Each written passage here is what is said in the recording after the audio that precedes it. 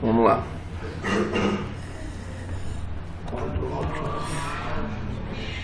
Não, pelo amor de Deus, tira isso aí, por favor. Tá bom, tira isso aí. Vamos lá? Então vamos lá. Vamos fazer aqui algumas questões dos temas soltos, tá bom? Em relação ao direito administrativo, tá certo? A primeira questão aqui.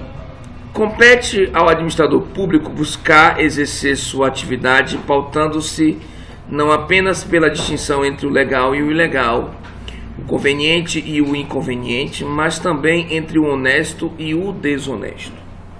A afirmativa põe em evidência o seguinte princípio aplicável à administração pública.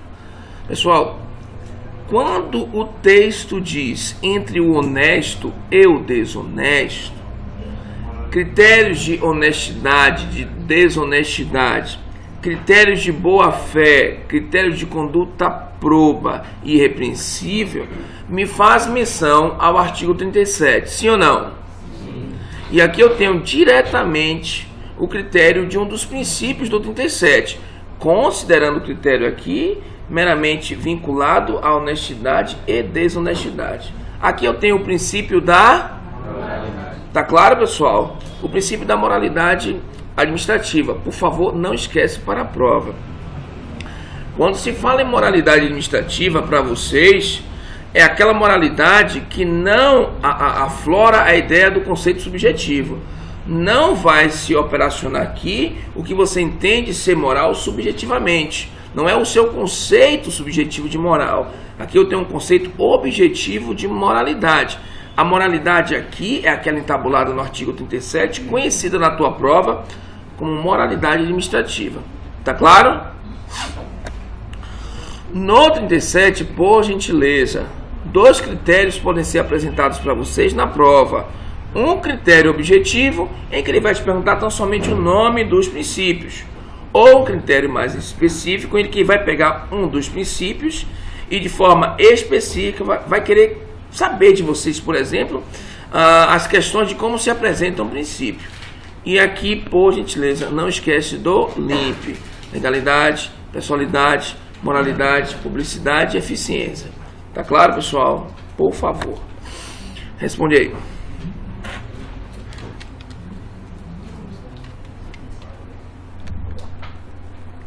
Acerca do direito administrativo, julgue o item que se segue.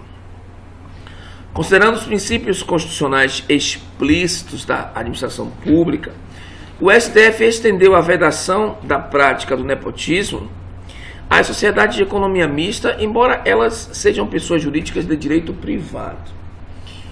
Bom, primeiro é saber, as sociedades de economia mista fazem parte da administração pública, sim ou não? Sim. Estão na administração pública direta ou na administração pública indireta? Direta. Pronto. A sociedade de economia mista, uma vez que faz parte da administração pública e especificamente está na administração pública indireta, qual é a personalidade jurídica dela? É personalidade jurídica de direito público ou de direito privado? Pronto. Agora resta saber se realmente a afirmativa está em harmonia. Vamos lá.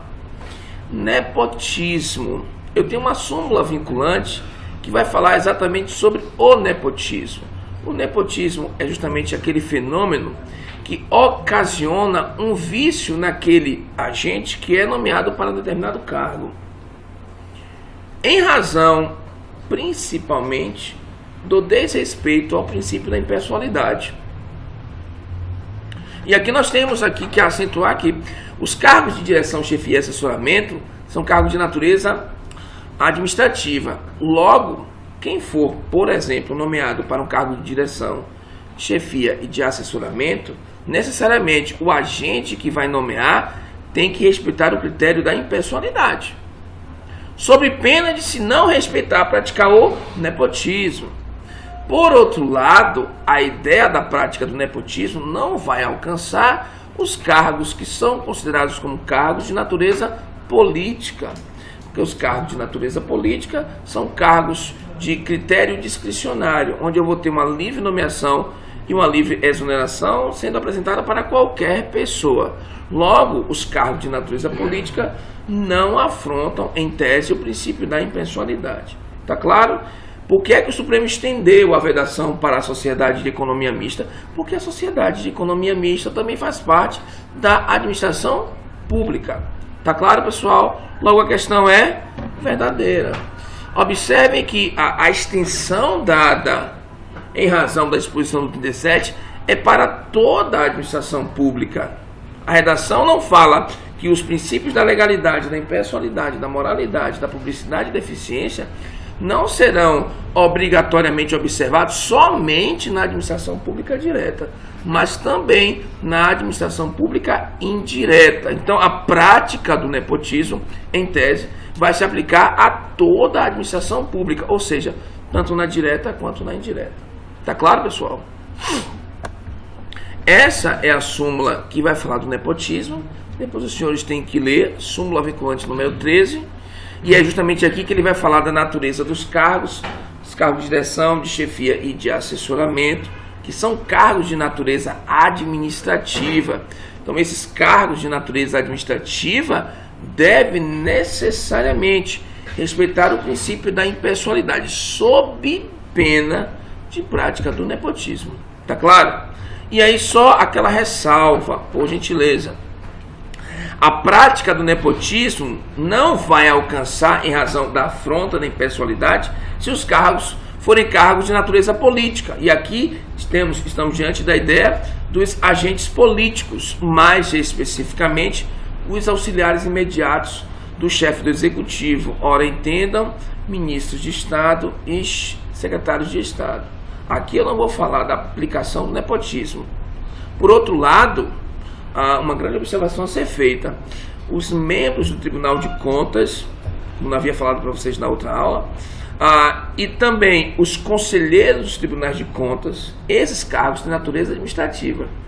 Logo, por terem natureza administrativa, deve, na nomeação, o agente que vai nomear respeitar o princípio da impessoalidade, sob pena de praticar, então, o nepotismo. Então, para a tua prova, os cargos de natureza política saltam a ideia da impessoalidade, que tem natureza discricionária. Via de regra, eu vou nomear quem eu quiser. Agora, para os cargos, a título de exemplo, os cargos de membros e conselheiros dos tribunais de contas, por terem esses cargos de natureza administrativa, necessariamente tem que se respeitar o princípio da impessoalidade sob pena da prática do nepotismo. Tá claro, pessoal? Fica atento nesse ponto para a tua prova, em razão da impessoalidade. Pois não? Nas questões, ele afirma se é de natureza política. Necessariamente tem que trazer esse ponto. Por isso que eu até falei para vocês, a observância ou a hipótese para você verificar se é a prática ou não do nepotismo não é em razão de quem é nomeado. Para você verificar se existe ali a presença do nepotismo, você não verifica quem foi nomeado, você verifica para qual cargo o indivíduo foi nomeado. Porque a relação direta do nepotismo é vinculada à natureza do cargo. Se o cargo é de natureza política, não se fala, mas se o cargo tem natureza administrativa, aí se fala do nepotismo. Tá claro? Necessariamente na prova, para uma questão como essa, ele vai ter que verificar, ele vai ter que demonstrar, a banca tem que, em tese, demonstrar qual é a natureza do cargo, para você verificar se houve ou não o nepotismo. Não é simplesmente em saber quem foi nomeado. Tá claro? Respondam.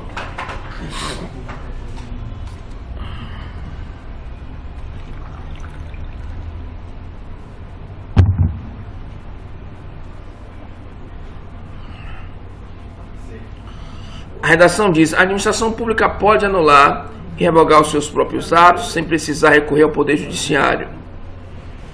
O princípio que subsidia o controle da administração pública sobre seus próprios atos, quanto ao mérito e quanto à legalidade, é denominado o princípio da... Aqui eu tenho um princípio chamado de princípio da autotutela, súmula número 473 do STF. Não é uma súmula vinculante, mas é uma súmula do STF.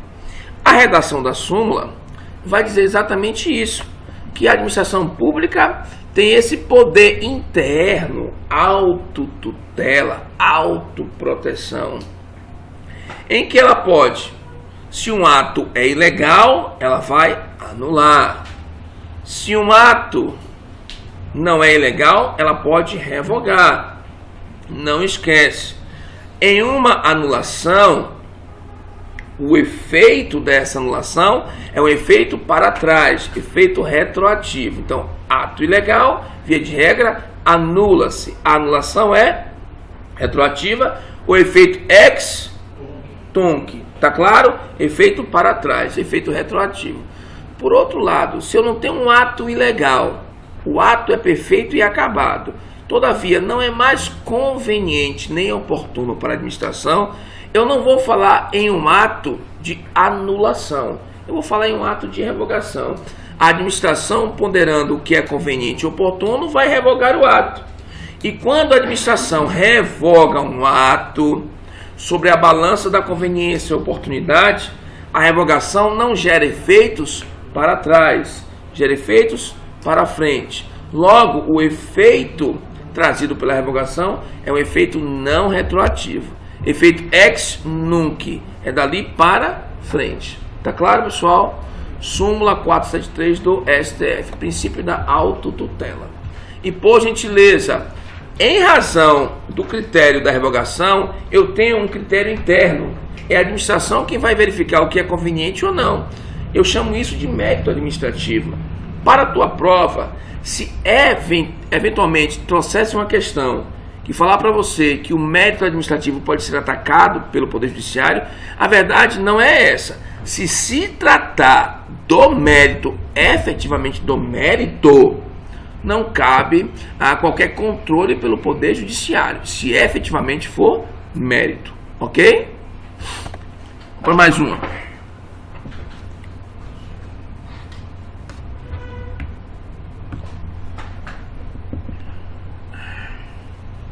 Em importante julgamento proferido pelo Supremo, foi considerada inconstitucional lei que destinava verbas públicas para o custeio de evento cultural tipicamente privado, sem amparo jurídico administrativo.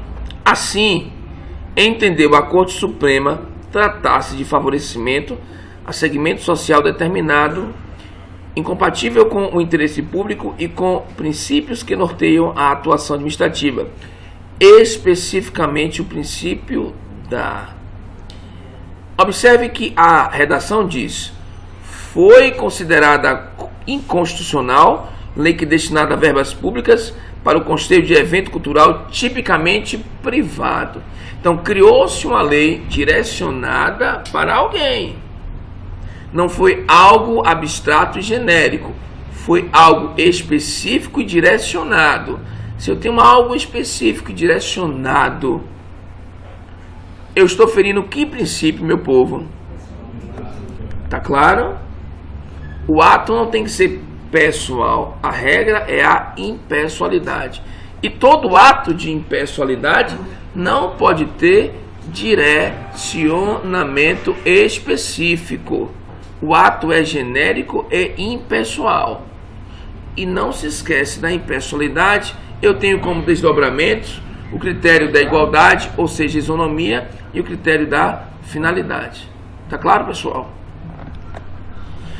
Não esquece ainda que, em razão da impessoalidade, eu tenho um desdobramento na disposição do parágrafo 1º do artigo 37, em que pese ao desdobramento inicial verse sobre a publicidade, logo em seguida temos a presença também da exigência da impessoalidade.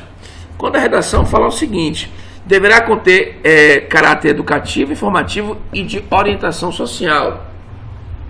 E a redação continua: dela não podendo constar nomes, símbolos ou imagens que caracterizem promoção pessoal. O ato tem que ser impessoal. Na questão, a lei tinha direcionamento específico e favorecimento específico.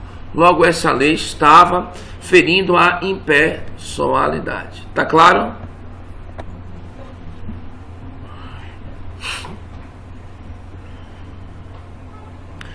Olha a questão aí. Com relação a serviços públicos, julgue o próximo item. Suponha-se que a União tenha criado um órgão no âmbito de um determinado ministério, de forma a melhorar a prestação de um serviço público de sua competência.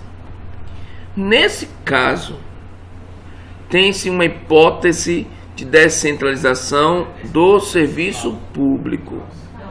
Isso é verdadeiro ou falso? Por que falso? Isso não é fenômeno da descentralização? Qual é o nome desse fenômeno? Tá claro? Então, a relação aqui é dentro da própria União, criando um órgão, criando uma partícula interna dela mesma. Se eu tenho uma partícula interna dela mesma, eu tenho aqui a presença do fenômeno da descon, não é da descem. Aqui eu tenho o fenômeno da desconcentração. Tá claro, pessoal? E não esquece, na administração pública eu tenho os dois fenômenos, descon e descentralização. Respondam.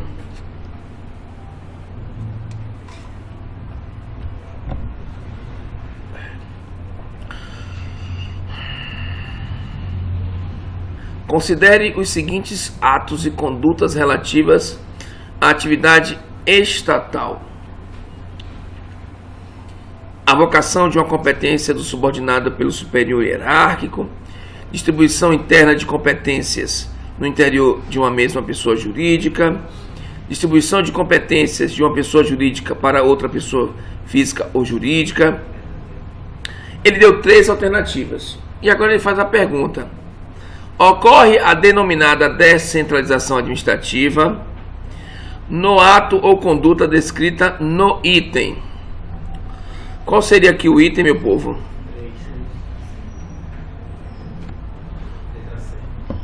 Marcaríamos que letra? C? É isso mesmo? Oxê. Tá claro? Letra C, porque eu saí aqui. Não posso sair não.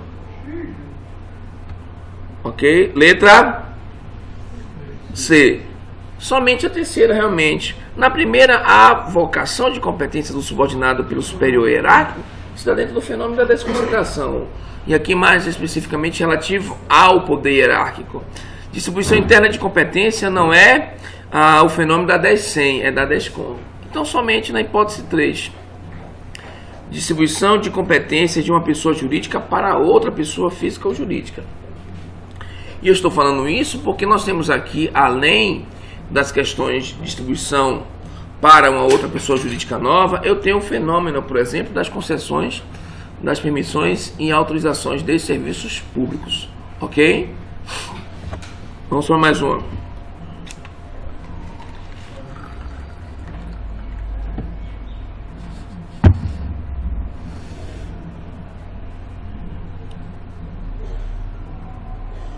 Julgue o item que se segue acerca da administração direta e indireta. São consideradas como entidades da administração direta, cada uma delas com sua estrutura administrativa e orgânica, a União, sim ou não? Os estados, sim ou não? Os municípios, sim ou não? O DF, sim ou não? A questão é verdadeira ou falsa?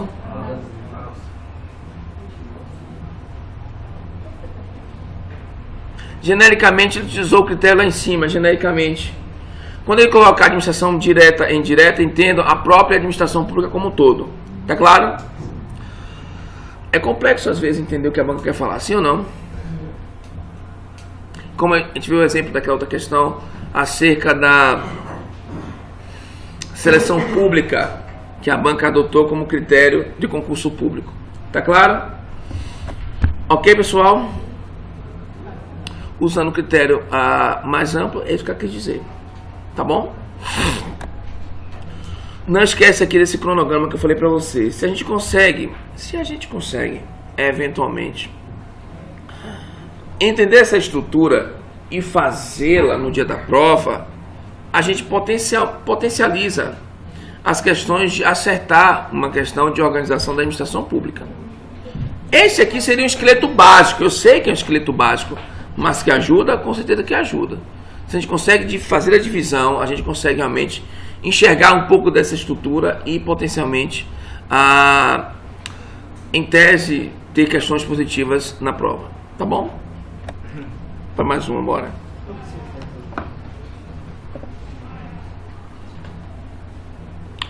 No que se refere aos poderes administrativos, julgue o item a seguir.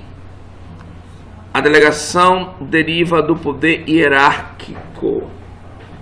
Sim ou não? Quando estudamos poder hierárquico, nós não verificamos a avocação e a delegação. Então, a delegação deriva do poder hierárquico, sim ou não? Pode ser delegada, entre outros, a decisão de recursos administrativos. Verdadeiro ou falso? Todo mundo marcaria falso?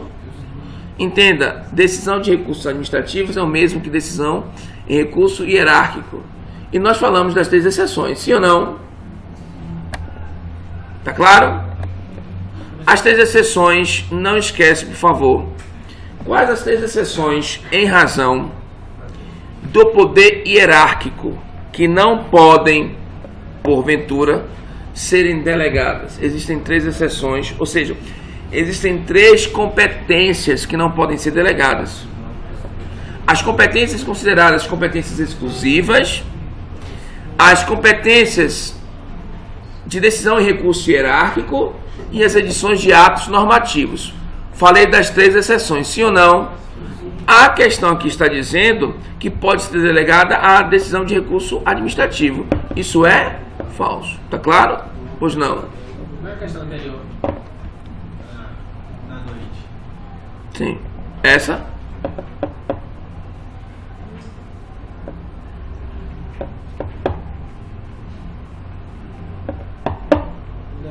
Entidade da administração direta. É que eu botei aqui que entidade administrativa é só indireta. É isso. Nesse caso aqui, a entidade ela usou também como sinônimo de ente. O grande problema é esse. Entendeu? Tecnicamente eu também não concordo. Mas nesse caso, a banca utilizou entidades como sinônimo de entes. Tá claro? Essa pode ser anulada? Dificilmente, viu, colega? Eu não entendo que dificilmente pode ser anulada. Porque a banca pode simplesmente dizer que adotou a entidade como sinônimo de ente. Ok? Ela pode dizer simplesmente isso, que adotou o critério de que entidades são sinônimo de ente, o que eu não concordo. Você pode apresentar o recurso, mas a banca vai verificar, né? E como existem alguns que podem utilizar a nomenclatura de que entidades e entes são sinônimos, tá claro? Então aqui eu tenho as 3 exceções, e uma das exceções é justamente que foi contra-atacada na questão, a decisão de recurso hierárquico, que nada mais é que as decisões conhecidas como decisões de recursos administrativos, tá bom? Quando eu falo de delegação e avocação, eu falo de um dos poderes da administração. Então não esquece, para a tua prova, poderes administrativos também pode ser cobrado. Então eu tenho o poder vinculado, discricionário, hierárquico, regulamentar, de polícia e disciplinar. Especificamente dentro do universo da delegação e da avocação, eu tenho um poder hierárquico. Tá claro? E aqui estão as 3 exceções, das quais eu falei no outro encontro, sim ou não? Decisão de recurso hierárquico, entenda a decisão de recurso administrativo, mesma coisa. Respondam.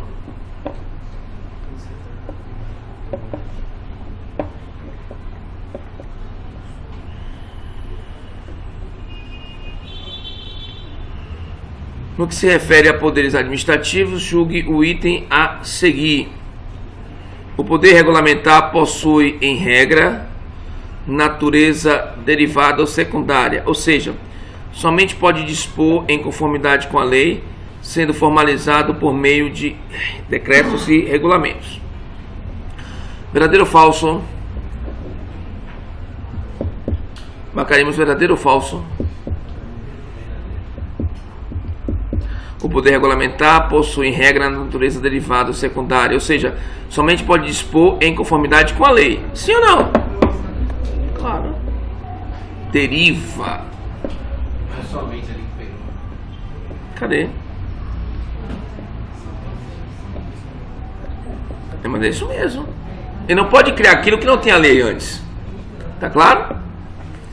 E por favor, não esquece, poder regulamentar e normativo. Eu tenho agentes diferentes, tá bom? Produzindo atos diferentes. Se eu tenho um chefe do executivo, ele manifesta o poder regulamentar. Se eu tenho um outro agente público que não seja o chefe do executivo, mas que seja uma outra autoridade pública, eu não vou ter a manifestação do poder regulamentar. Vou ter a manifestação do poder normativo. Tá claro, pessoal? Vamos para mais uma.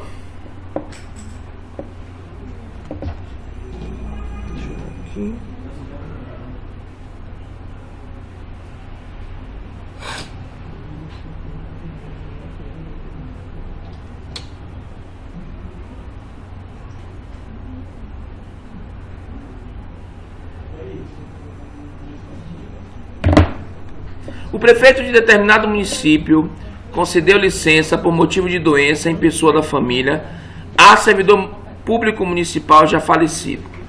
Nesse caso, o ato administrativo citado apresenta vício de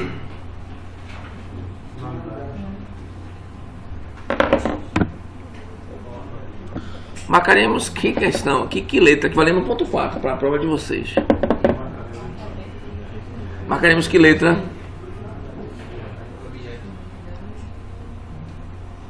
Aonde é que está o vício aí? Ou seja, aonde é que está o problema? Não. Forma, eu tenho a forma. Finalidade também, eu tenho a finalidade. Está na lei. Competência, eu tenho o prefeito como agente competente. Forma, finalidade, competência, objeto e motivo. Motivo, eu tenho razão de fato e razão de direito. O problema está no objeto. Por que no objeto? Eu falei para vocês que o objeto é o efeito imediato produzido pelo ato, sim ou não? É o resultado imediato.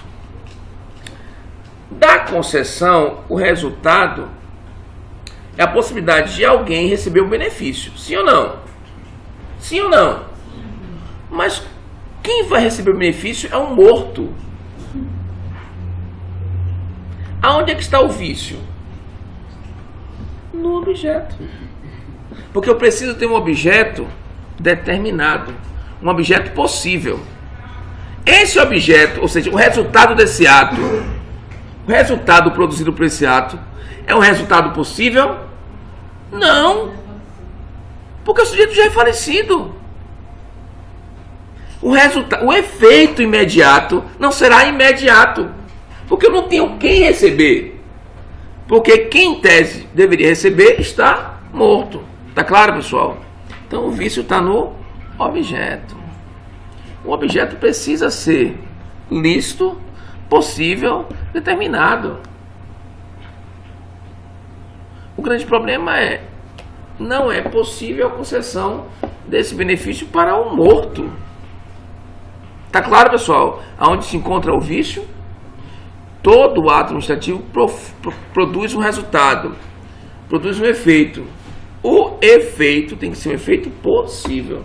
Aqui eu não tenho um efeito possível, eu vou ter um efeito impossível. Logo não terei o efeito, logo o efeito estará viciado. Tá claro?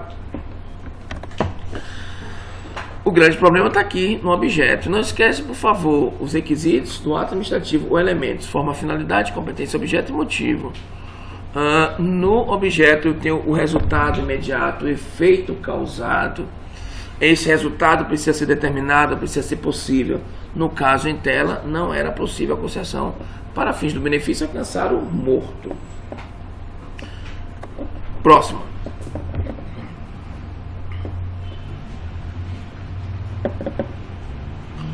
Quanto aos requisitos do ato administrativo, responda V ou F.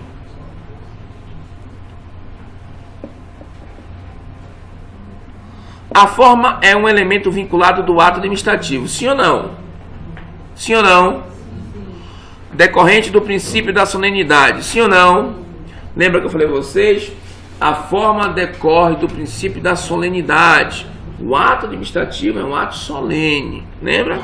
Podendo ser exteriorizado de forma escrita, que é a regra, por sinal luminoso e mesmo por sons e gestos. Sim ou não?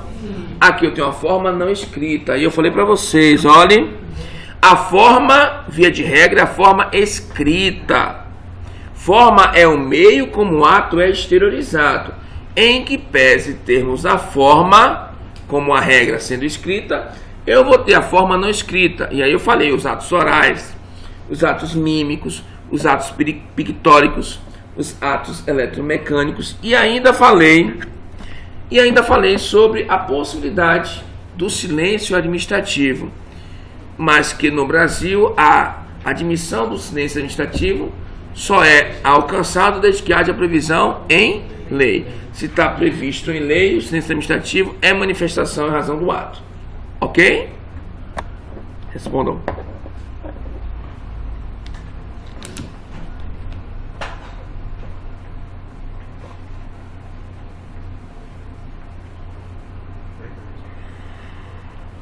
A respeito dos agentes públicos, julgue o item que se segue. As funções de confiança, ao contrário do que ocorre com os cargos públicos em comissão, são acessíveis exclusivamente aos servidores titulares de cargos efetivos. Verdadeiro ou falso? Tá claro? A disposição do inciso 5º do artigo 37. As funções de confiança exercidas exclusivamente por servidores ocupantes de cargo efetivo. Falei para vocês que as funções de confiança só alcançam aqueles que já são considerados como servidores estáveis. Aqueles que estão durante o período do prazo do estágio probatório não podem ser designados para funções de confiança. Tá claro, pessoal? E não esquece aquilo que nós ponderamos em razão do que é um cargo e do que é uma função de confiança, tá bom? O cargo tem atribuições, tá? Aqui, quando alguém é investido no cargo, esse alguém recebe do cargo as atribuições. Quando esse alguém sai do cargo, as atribuições não vão com ele, ficam no cargo. E que as funções de confiança são outras atribuições que vão alcançar esse indivíduo, desde que esse indivíduo esteja na qualidade de um servidor estável. Não vão alcançar essas outras atribuições para aqueles que estão eventualmente no estágio probatório. Tá claro? Respondam.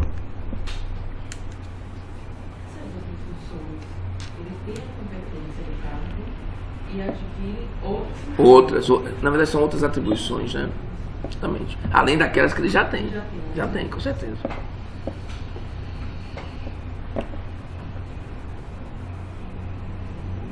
A aprovação em concurso público é condição necessária prevista na Constituição Federal para investidura em cargo ou emprego público. Com relação àqueles que atuam na administração pública, analise as afirmativas a seguir. E aí? Mais uma vez a banca aqui usando o critério do sinônimo. Ela está dizendo para você que ela entende que processo seletivo e concurso seriam a mesma coisa. Em que pese eu não concordar, mas... Aí ele coloca lá, os empregados públicos, embora sejam submetidos a processo seletivo, são contratados sob o regime da legislação trabalhista. É verdadeiro ou falso? Eu poderia ficar na dúvida por conta do seletivo, processo seletivo. É isso, mas aqui a banca está dizendo, ó, eu estou usando o processo seletivo como sinônimo de concurso público. É claro? E o 2, os servidores públicos estatutários ocupam emprego público. É isso mesmo? Eles não ocupam emprego público. Ocupam o quê? Exatamente. São agentes públicos as pessoas físicas que prestam serviço ao Estado, ainda que a título gratuito e sem vínculo. Sim ou não? Temos aqui algumas oportunidades em razão do que nós falamos sobre os particulares em colaboração. Lembra? Por exemplo, os voluntários. Lembra?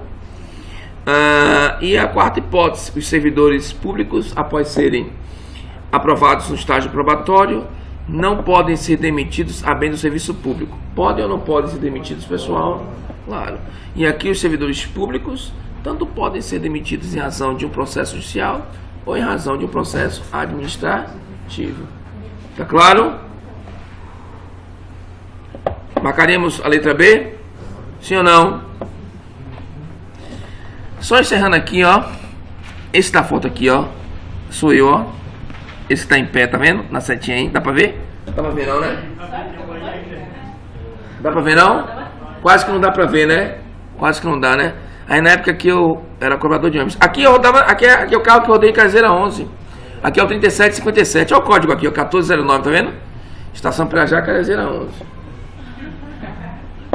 A gente só consegue as coisas se a gente realmente se esforçar para querê-las e executar esse querer, tá bom? Então eu quero desejar a vocês sucesso. Foi muito bom estar com vocês aqui. Foi um prazer.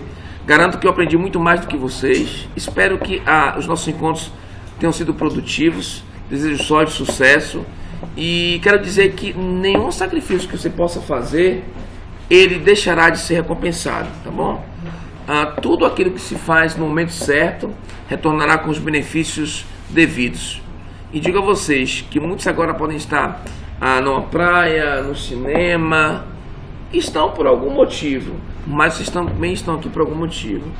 E o motivo maior é lá na frente vocês olharem, enxergarem a vitória, olharem para trás e dizer assim, valeu a pena, tá bom? Sucesso, muito obrigado e abraço para todos. Tchau, tchau. Nada.